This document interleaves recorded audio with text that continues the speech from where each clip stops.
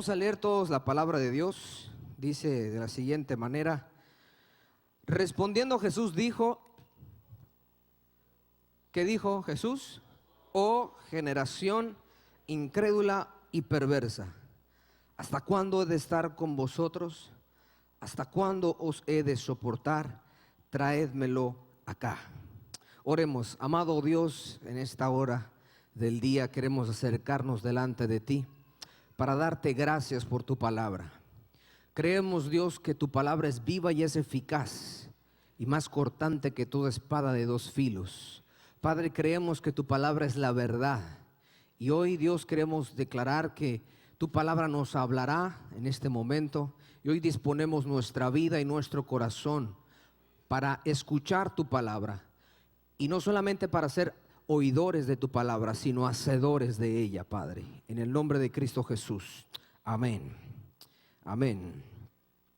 Jesús, vemos aquí que le está diciendo, pues, a los discípulos. Unos dicen que a los discípulos, otros que le estaba diciendo al hombre que le dijo que le ayudara con su hijo que estaba medio loquito. Otros dicen que le estaba hablando a los demonios. Bueno, sin fin.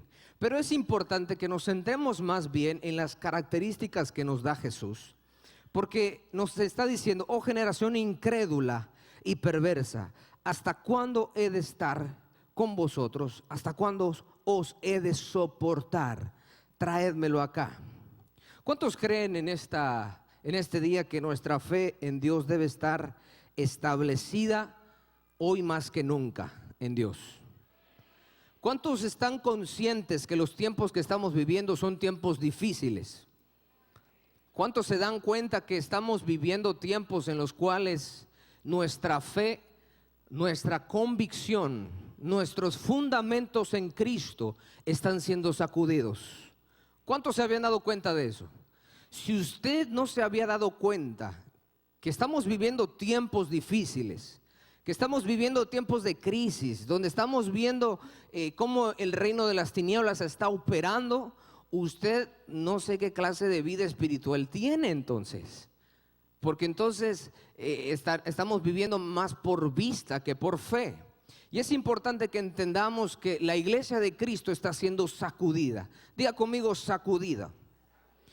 Cuando estamos hablando de un sacudimiento, estamos hablando que Dios, cuando sacude algo, es porque hay que ver las bases. Dios quiere ver cómo la iglesia, sus hijos, responden ante ese sacudimiento. Si usted se da cuenta, le doy un ejemplo de un sacudimiento. Cuando Dios le dijo a Noé: va a venir agua, va a venir lluvia, así que agárrate y hazte un arca. Y fue un tiempo muy difícil en aquel entonces, porque la maldad había aumentado en aquellos días. Y hubo un sacudimiento. Pero ¿quiénes fueron aquellos que permanecieron? Los que tuvieron fe. Diga conmigo: los que tuvieron fe. Dígalo otra vez: los que tuvieron fe. Yo no sé si usted lo crea, pero las áreas donde usted y yo no esté firme nuestra fe, esa misma área es donde usted y yo vamos a ser sacudidos. El área donde usted y yo estemos así tambaleando va a ser el área que va a ser más golpeada, y va a ser el área donde usted y yo vamos a flaquear. Va a ser el área de nuestra vida donde usted y yo vamos a cederle terreno al enemigo. Si nuestra fe no está fundamentada en Cristo Jesús, vamos a ser movidos. Dígale al de lado: si tu fe no está puesta en Cristo, eres el próximo creyente que no vendrá a la iglesia más. Hoy vamos a aprender acerca de cuáles son esos 4 enemigos de nuestra fe. Yo le pregunto: ¿es importante vivir por fe?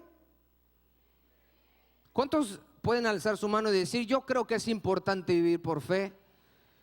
¿Existe alguna otra manera de vivir en Dios si no es por fe?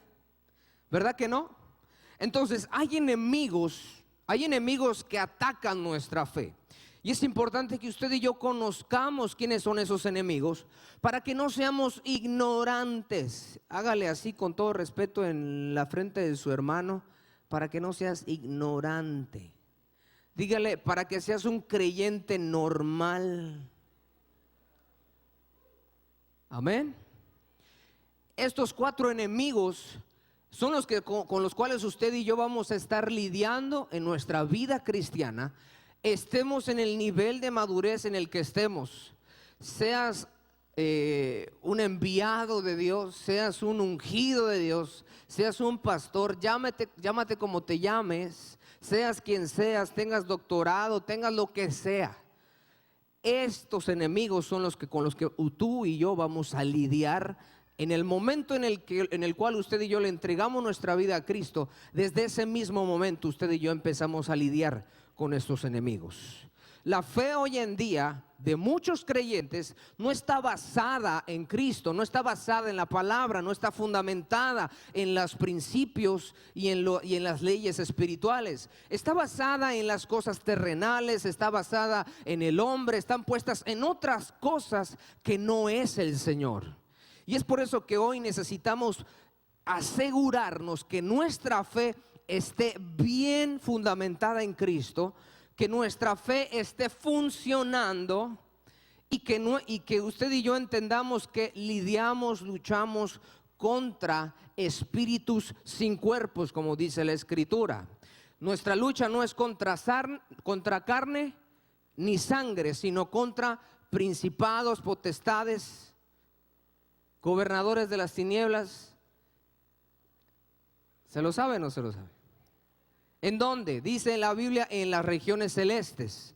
O sea, estamos lidiando no contra la suegra, no contra el esposo, no contra la esposa, no contra los hijos, sino contra el reino de las tinieblas que está en el ámbito espiritual.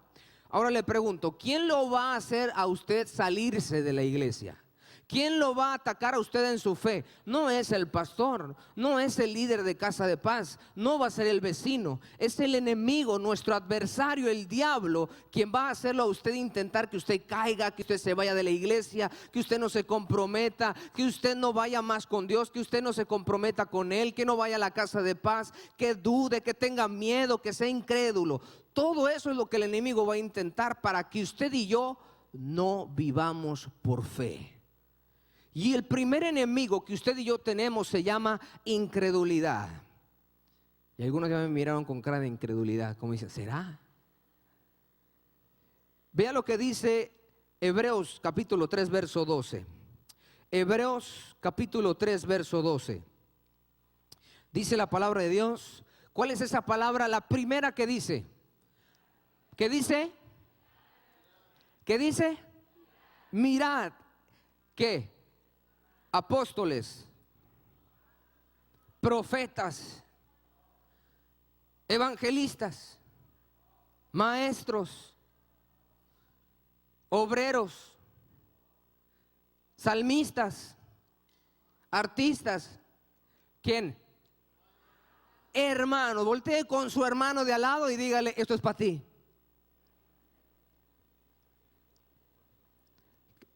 Somos hermanos en la fe, ¿verdad? Entonces, si usted y yo somos hermanos en la fe, esto es para usted y para mí.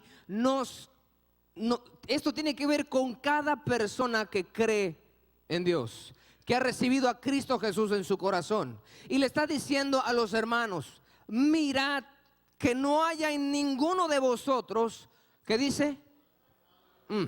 ¿Qué dice? Que no haya entre vosotros corazón malo de... ¿Para qué? Ya no es necesario predicar, ahí está todo. ¿Cuántos creen que ahí está todo?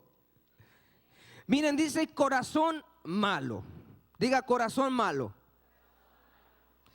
Si usted y yo vamos a Proverbios capítulo 3, verso 5, dice esto: fíate de Jehová de todo tú y no te apoyes en tu propia prudencia. ¿Y no qué?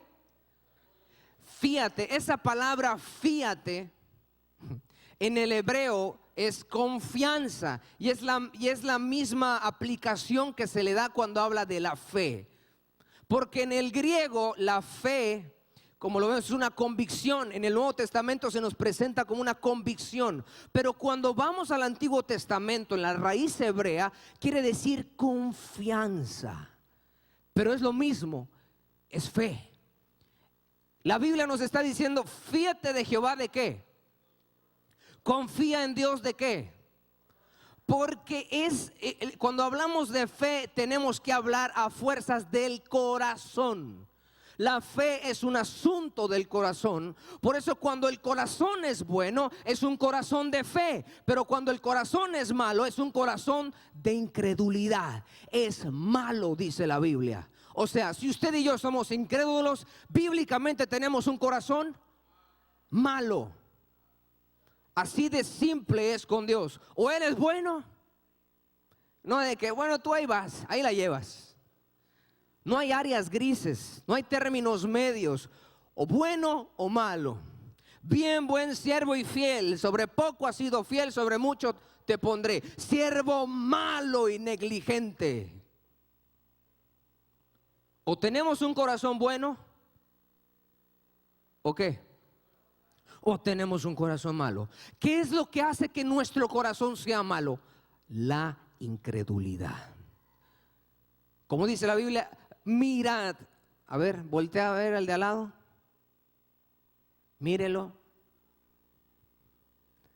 Dígale, a ver, mire, algunos ni quieren ni ver a su lado. No sé si es el miedo. Me vaya a contagiar, dice. Usted y yo tenemos más miedo de ese virus que de la gente incrédula. Pero la gente incrédula es la que tiene un corazón malo. Y Jesús mismo, acabamos de leer cómo Jesús mismo dice, ¿hasta cuándo os he de soportar? ¿Hasta cuándo os he de estar con vosotros? ¿Quién es la gente con la que más se batalla en la iglesia? ¿Quién es la gente con la que más se batalla para que venga la oración? Con la gente con la que más se batalla para venir a la escuela de nuevos creyentes, para seguir viniendo a la capacitación, para ir a la casa de paz, para levantarse a interceder, para que se comprometa con Dios. La gente incrédula, porque tiene un corazón malo. Dígale de lado, ¿será? ¿Lo digo yo? No, lo dice la Biblia. Y la Biblia dice que la fe viene por y el oír por. Si usted está rechazando este mensaje, usted es la prueba viviente que tiene un corazón malo porque es incrédulo. Si usted no cree lo que dice la palabra de Dios, usted es un incrédulo. Porque de la palabra proviene la fe. Yo sé que no les gusta, pero es lo que está escrito. La incredulidad es un espíritu malo que usa la razón para hacer que usted y yo rechacemos o nos opongamos a Dios. La incredulidad no nos permite creer, aun cuando hay evidencias físicas. Aun cuando se pone la persona aquí y dice, yo testifico del poder de Dios, estaba yo enfermo y fui sanado. Palero, dicen algunos. Hay una evidencia física. Puede venir el doctor y decir, yo sí lo certifico, es verdad, yo lo vi, yo lo atendí, sí, yo vi su placa antes, yo vi cómo su tumor estaba ahí y luego desapareció. Y ni así creen. ¿Saben cómo podríamos llamarlos? Descendientes de Tomás. ¿Saben por qué, verdad? ¿Recuerdan ese Tomás? Ya resucitó Jesús. Si yo no meto mi mano en su costado y no meto mi dedo en su mano, no voy a creer. ¿Qué clase de corazón es ese? Imagínense que de repente se aparece Jesús delante de él y le dice, dale, mete tu mano. Dale, mete tu mano. La vergüenza de pobre Tomás. Así termina la gente incrédula, avergonzada. Porque tarde o temprano la verdad los confronta y ya no tienen más su huida. Tienen que aceptar de que Cristo está vivo. Tienen que aceptar de que Cristo sana. Tienen que aceptar y reconocer que Jesús es el camino, la verdad y la vida. Tarde o temprano tienen que reconocer que el único Dios que puede salvar y liberar al hombre es a través de Cristo Jesús. Yo no sé si usted quiera terminar siendo avergonzado, pero asegúrese que la incredulidad no está haciendo estragos en su vida, porque el otro estrago que hace en la vida de un creyente es que se aparta del Dios vivo. Lo dice, recién lo leímos en Hebreos: corazón malo de incredulidad para apartarse ¿de quién? Y si usted se aparta del Dios vivo, usted se aparta de la iglesia. Si usted se aparta del Dios vivo, se aparta de su esposa. Si usted se aparta del Dios vivo, usted se aparta del evangelio. Si usted se aparta del Dios vivo, se aparta de la casa de paz. Si usted se aparta del Dios vivo, se aparta del compromiso. Si usted se aparta del Dios vivo, usted se aparta también del cielo. Y si usted se aparta del Dios vivo, cuando venga Cristo Jesús en toda su gloria, usted se va a quedar. Dile al de al lado: ¿te quieres quedar? Ahí está, no, que quédate en casa y se queda. Se va a quedar, mi hermano. Miren qué triste es esto. La gente, la única gente que no recibe un milagro de Dios es la gente incrédula. Porque al que cree, usted se lo sabe, pero lo practica. Amén. Ni di amén, dicen algunos. ¿Y por qué usted no ha recibido su milagro? Hay algunos que usted no ha recibido. ¿Por qué? Porque usted no cree. Así de simple. El segundo enemigo con el cual usted y yo vamos a batallar es la razón humana. Hebreos capítulo 11 verso 3. Hebreos 11:3 nos da la certeza de lo que estamos viendo. Por la fe, ¿qué dice? Por la fe. ¿Cómo usted va a entender? ¿Cómo usted va a entender? ¿Cómo? Explicándole una y otra vez, dándole 20 versículos. ¿Cómo usted va a entender? ¿Por razón? ¿Por lógica? Todo lo que Dios le pidió a sus siervos desafiaba la razón y la lógica. Pero si no desafía la razón y la lógica, entonces no es sobrenatural. Tiene que desafiar nuestra lógica y nuestra razón para que entonces pueda decir: así es Dios. Dios agarra a Abraham y le dice: entrégame a tu hijo. Pero si me lo acabas de dar. ¿Es razonable eso? No, no es razonable. ¿Es lógico? No, no es lógico. ¿A usted le gusta? ¿Usted agarra y le da cosas a la gente, a los seres que usted ama, para quitárselos después? ¿Qué pensaría usted de una persona, naturalmente hablando, que ven que le da: toma, te regalo mi agua, y luego ya que se lo da, se lo quita? ¿Qué pensaría usted de esa persona? Y pareciera que Dios es así. Pareciera que Dios te da algo y luego te lo pide de vuelta. No es lógico. Se necesita fe. Se necesita fe para creerle a Dios. Pero le aseguro que Abraham no hubiera sido un héroe de la fe, ni hubiera sido el hombre de Dios que fue, si no hubiera creído. Si no hubiera creído. La razón humana no nos permite recibir lo que Dios tiene para usted y para mí. La razón se pone del lado se pone al contrario a la fe. Todo lo contrario a la fe es la razón. Por lo tanto, la razón nos separa de la fe.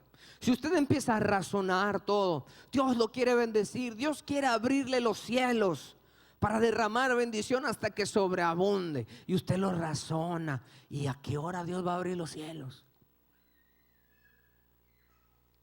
Si usted empieza a razonar y por razonar a usted se le complica obedecer, entonces usted y yo vamos a tener problemas. La razón siempre quiere entender cómo y por qué suceden las cosas, pero en Dios primero creemos y luego entendemos. Diga conmigo, en Dios primero creo y luego entiendo. Amén. Otro de los enemigos que nos impiden creer es el miedo. Diga miedo. El miedo paraliza la fe y nos detiene de seguir adelante. Cuando usted tiene fe, cuando usted y yo tenemos fe, somos activados en un movimiento espiritualmente hablando. Cada vez que usted y yo tenemos fe, empezamos a avanzar. Diga conmigo, cada vez que yo tengo fe y uso mi fe, empiezo a moverme. La Biblia dice que por fe andamos. ¿Por fe qué? ¿Qué es andar? ¿Qué estoy haciendo? ¿Qué estoy haciendo? O también podemos decir que estoy andando. Pero ¿cómo voy a andar en mi vida cristiana? Si no uso la fe, me estanco. ¿Por qué entonces muchos cristianos se estancan en la vida cristiana? Porque no usan su fe. Y parecía que ahí iba el hermano y que se empezó, ay mira, viene a todas sus clases, terminó todo su primer manual y dejó de venir, se detuvo. A veces puede ser el miedo, porque el miedo paraliza nuestra fe. El miedo al que dirán, el miedo a lo que me va a suceder, el miedo que dicen, ay, yo escuché de una persona que se metió en la iglesia y cuando entró a la iglesia le empezó a ir mal. Yo no quiero eso para mi vida. Y les da miedo que les vaya a ir mal, les da miedo la crítica, la burla, les da miedo todo eso y dicen, no, mejor no me comprometo, yo aquí estoy bien. Y se limitan a simplemente a veces venir cada 8 días y dicen yo ya cumplí, yo ya estoy bien. Pues déjeme decirle que no. El miedo también en realidad la fe siempre está en movimiento. Por eso la Biblia dice que por fe andamos, porque implica un movimiento en el espíritu. El poder sobrenatural de Dios quiere moverse en la vida suya y en la vida mía, pero el miedo no nos permite avanzar. Si en lo natural el miedo nos impide hacer cosas, ¿cuánto más en lo espiritual? Si usted ve un precipicio, ¿usted se va a aventar? Usted, ay, ¿qué le da? ¿Qué le da? Le da cosa ahí, ¿verdad? Usted no se avienta. Si usted ve que en la esquina, bueno, hay de gente a gente, ¿verdad? Pero si usted ve un tiroteo en la esquina, usted va a ir corriendo ahí a ver. Hay unos chismosos que sí, que les vale gorro, ¿verdad? Pero lo normal es que si usted ve una serpiente, va a ver, pica. ¿La va a ir a andar agarrando? ¿Verdad que no? ¿Qué le da? ¿Verdad que sí? En Dios es prácticamente igual. Vamos, hijo, vamos, obedece, métete a interceder. Ay, no. El miedo nos para. Ay, no, el diablo me va a empezar a pegar. Ay, el diablo. Ay, que esto. Ay, que dice, el pastor dijo que el diablo es poderoso. Ay, no, mejor no me meto con él.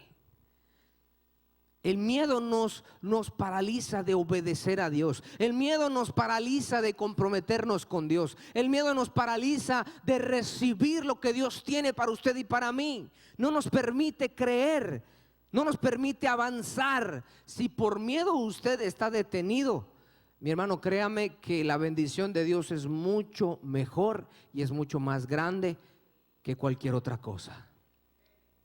La otra de las cosas que nos impiden caminar por fe, otro enemigo, es la vista. A ver, hágale ojitos al de al lado. Hágale ojitos. Segunda de los Corintios, capítulo 5, verso 7 dice, porque por fe, no por vista, por fe. A ver, dígaselo al de al lado otra vez, por fe andamos. No por vista. La vista representa las limitaciones, nuestro ambiente natural, lo que usted está percibiendo, lo que usted está sintiendo, lo que usted está viendo, lo que usted está escuchando, lo que nos rodea, las circunstancias, las dificultades, los obstáculos, todo eso representa la vista. Cuando dice aquí no por vista, a eso se refiere. Si usted prende la tele y si usted vive por lo que ve y usted prende los noticieros, le va a dar un patatús. Porque va a escuchar que no, que el gobierno que está diciendo el Gatell ese, que cuántos muertos en México, y no es verdad, es el doble. Y si además dice, y además vamos a volver a entrar en código rojo otra vez, usted se va a ir como condorito hacia atrás, plop, se va a ir para atrás. A usted le va a pasar lo que le pasó a Pedro cuando caminó sobre el agua. ¿Recuerda? Si eres tú, Señor, manda que yo vaya a ti. Le dijo Jesús, ven. Y comenzó, ¿a qué? ¿A qué? ¿A caminar sobre qué? Yo le pregunto, ¿es lógico eso? ¿Es lógico? ¿Él que tuvo? ¿Y qué pasó? Se le fue el miedo. Usted agarra y se sale de la barca con semejante tormenta alrededor y agarra, pues sí, me bajo y voy a caminar en el agua. Normalmente usted piensa eso, ¿verdad que no? Pero había fe en Pedro y esa fe en Pedro por la palabra de Jesús lo liberó del miedo. No vio que si hay tormenta, él vio el mar y dijo, aquí hay piso, punto, y empezó a caminar y caminó sobre el agua. Critíquele usted lo que quiera, que se hundió Pedro, que esto, pero él supo lo que es caminar sobre el agua. Ay, es bien piojo ese Pedro, pero caminó sobre el agua. A ver usted, ¿cuántos pasos ya dio sobre el agua? Ah, ¿verdad? Tantito está mojado el piso y usted se resbala. Y Pedro no, Pedro caminó. Pero pasó algo con Pedrito que nos pasa a usted y a mí mucho. ¿Qué hizo Pedrito? Si usted analiza la escritura, dice que pasó lo siguiente. Mira nada más lo que dice la palabra de Dios ahí en Hebreos 12:2.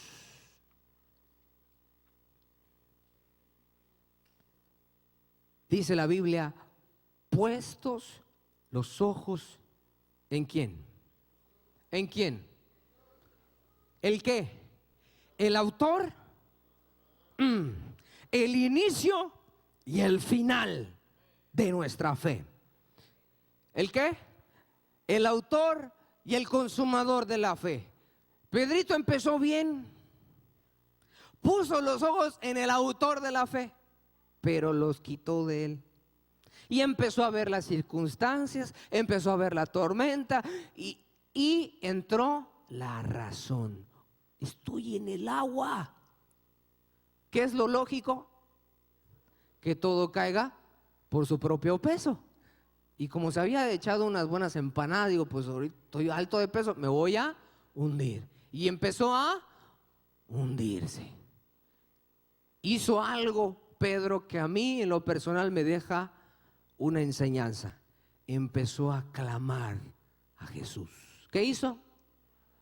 Y eso es lo que a muchos les cuesta, porque cuando se ven hundiendo, se están hundiendo y tienen el agua hasta acá, sienten que la vida se les viene encima. En vez de clamar a Jesús, en vez de regresar al autor y al consumador de nuestra fe, se quedan callados, no buscan al Señor, se creen sabios en su propia opinión, no buscan al Señor con todo su corazón, no rectifican el camino. Pero hoy Dios lo trajo a este lugar, a usted y a mí, para que rectifiquemos nuestro caminar, para que usted y yo volvamos a poner nuestros ojos, nuestra mirada, no en las cosas que vemos, sino en las que no vemos, porque las que vemos son perecederas, perecen, pero las que no vemos son eternas. Dígale al de lado, el problema que tienes, la dificultad que estás enfrentando es temporal. Pero nuestro Dios permanece, su poder es permanente, su poder sigue estando vigente. La sangre de Cristo Jesús sigue estando vigente hoy. La presencia de Dios sigue al lado de usted. Pero hay que poner los ojos ¿en quién? Si usted y yo andamos por vista, no vamos a poner nuestra fe en lo que debe estar. Y por ende, usted y yo no vamos a poder agradar al Señor. ¿Por qué? Porque sin fe, dígalo fuerte, sin fe,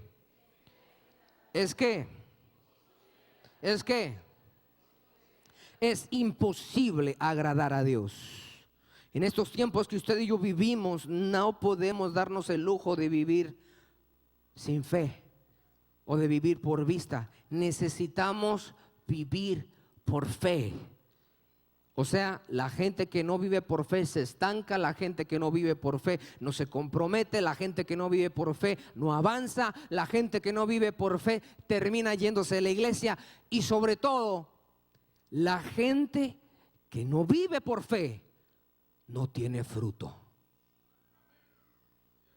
La gente que no tiene fe no tiene fruto. Por eso se termina yendo, porque no hay fruto. Y la Biblia dice: por sus frutos los conoceréis. ¿Usted quiere ver la abundancia de Dios? ¿Sí o no? ¿Usted quiere ver el poder de Dios? ¿Usted quiere ver cómo Dios resucita esas áreas muertas en su vida? La Biblia dice: no te he dicho que si creyeres, que si crees, verás. ¿Qué cosa? ¿Qué cosa? La gloria de Dios. Y la gloria de Dios, es el nivel más alto de manifestación de Dios. Es la gloria de Dios. Usted y yo necesitamos creer para ver su gloria. ¿Cómo podemos entonces usted y yo vencer estos enemigos? Usted y yo tenemos que usar la fe para manifestar el poder de Dios. Usted y yo tenemos que usar la fe para mover montañas. Lo dice la palabra en Marcos 11, 22 al 23.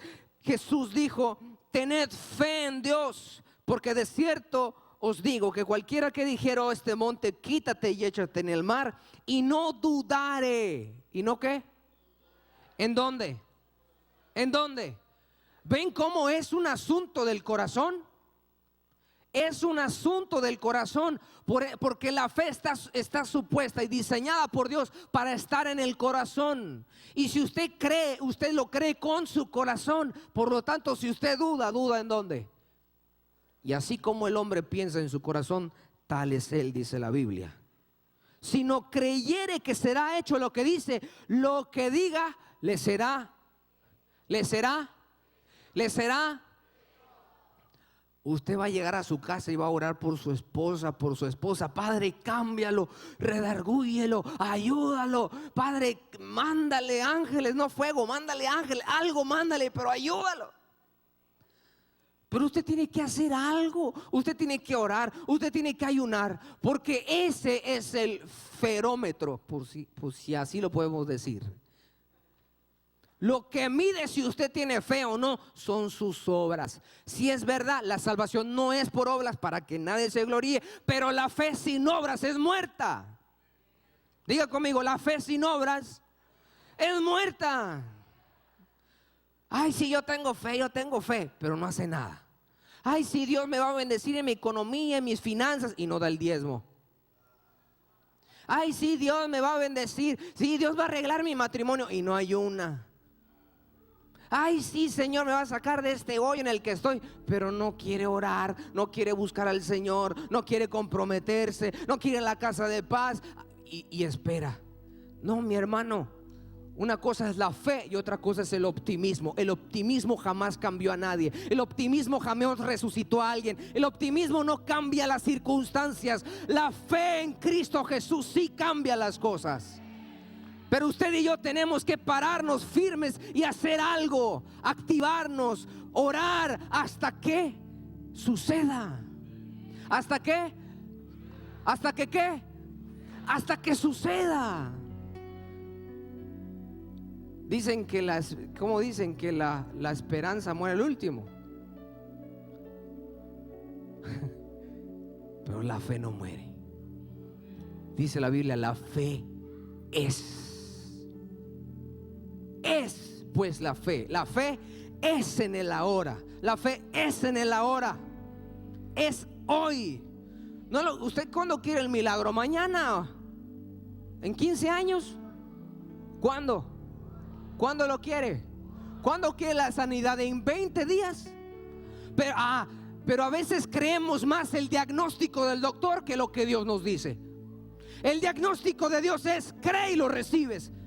El diagnóstico del doctor es: tómate este tratamiento. Si lo haces bien, quedas bien. ¿Cierto o no? Son 3 semanas de tratamiento y a veces le creemos más al médico y ponemos nuestra fe. Vean cómo es el hombre, porque el hombre, el doctor le dice: tómate esta pastilla, y cada 6 horas, no excedas la dosis porque te vas a dañar tu riñón. Y si usted no respetas esto, no va a funcionar, ¿cierto o no?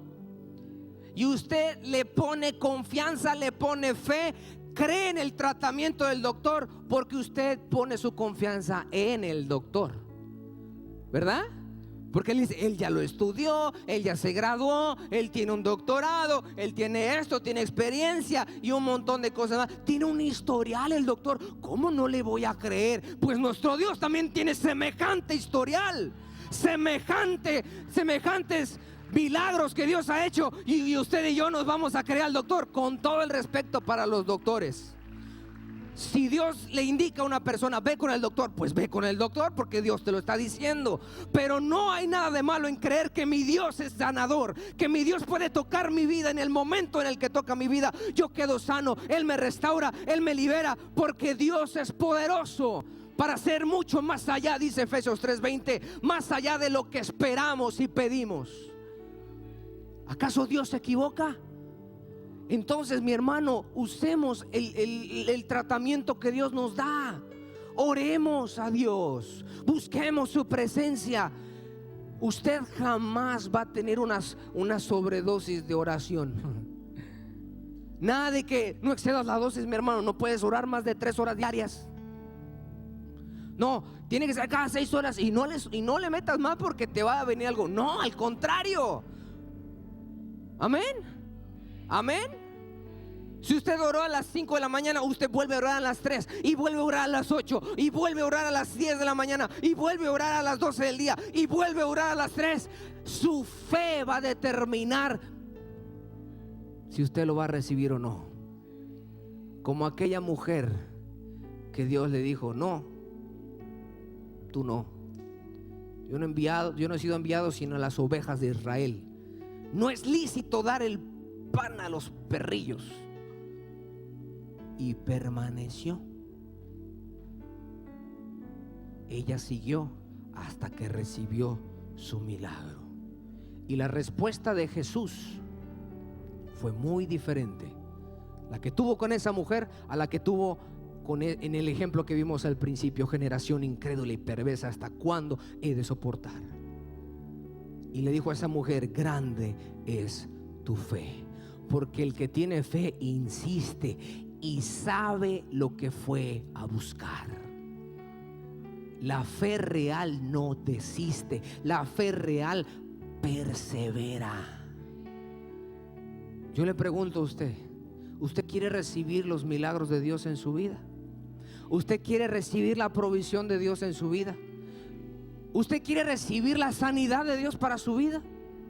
¿Cuántos están dispuestos a dejar a un lado esos enemigos? A dejar a un lado la incredulidad, a dejar a un lado la razón, a dejar de razonar y de tratar de encontrarle lógica, a dejar de caminar por vista y empezar a caminar por fe? Si es así, le voy a invitar a que se ponga de pie. Póngase de pie como un acto de fe, de decir: Padre, hoy en este día yo quiero salir adelante, yo quiero empezar a caminar por fe, yo quiero empezar a recibir, quiero deshacerme de toda esa incredulidad, lo que me ha impedido avanzar, lo que me ha impedido comprometerme, lo que me ha impedido recibir tu sanidad, lo que me ha impedido recibir tus bendiciones, ya no quiero que eso siga haciendo estragos en mi vida. Hoy yo quiero ser libre del miedo. Hoy yo quiero ser libre de la incredulidad. Quiero ser libre de mi vista. No que usted se va a quedar ciego, sino que deje de caminar por vista. Y usted va a poner hoy, a partir de hoy, sus ojos los va a poner en Cristo Jesús. Póngase de pie, alza sus manos y repita después de mí: Padre, en el nombre de Jesús, hoy renuncio a la incredulidad. Hoy renuncio al miedo. Estoy cansado que hagan malas cosas en mi vida. Estoy cansado que me limiten. Estoy cansado que no me permitan avanzar. Hoy tomo la decisión de vivir por fe. Hoy tomo la decisión de agradarte solamente a ti. Hoy renuncio a la incredulidad, renuncio al miedo, en el nombre de Jesús. Hoy renuncio a la razón humana para creerte.